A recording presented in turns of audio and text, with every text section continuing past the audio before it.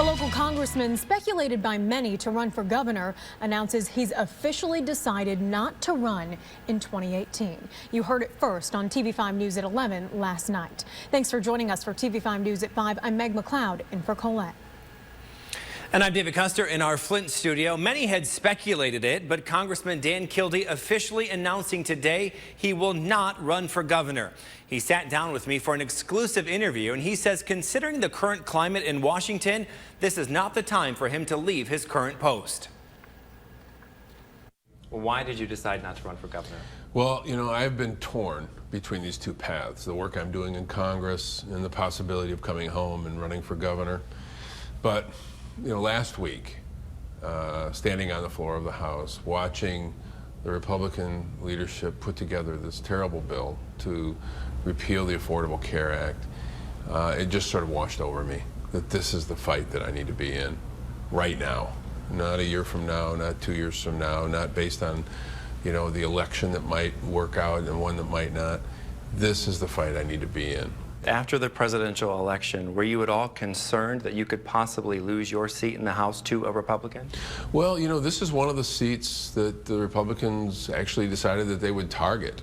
And so it's not a small consideration that this, you know, that staying here increases the likelihood that we hold on to it. I'm not sure what kind of a threat there is, but we are in an uncertain period. Politics is no longer, you know, as predictable as it once was. And for me, that really does play into the decision because it's really a question, where do I have the best chance to have the biggest impact in staying in Congress, fighting the fight that we're in the middle of right now? You know, it's where my energy was drawn to. And it's you know, people ask, how did I make this decision? The decision just came to me. Well, let's talk about your impact, because what it looks like to everyone right now, it looks like Democrats don't have a lot of power in the House.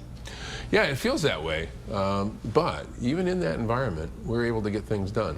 I mean, we have slightly more members than we had last year, where I was able to shepherd a $170 million package for relief for the people of Flint, and some really significant changes to the way the federal government deals with clean water issues in a really partisan and a really divided Congress. So, you know, I think a lot of times Democrats use being in the minority as an excuse for not getting things done. My view is it makes it harder, but it doesn't make it impossible. Now stay with TV5 News through 6 o'clock when we'll have more of my exclusive interview with Representative Kildee. Learn whether or not he thinks a Democrat has a chance at being Michigan's next governor, and his response to Flint residents' concern they may never see an end to the water crisis.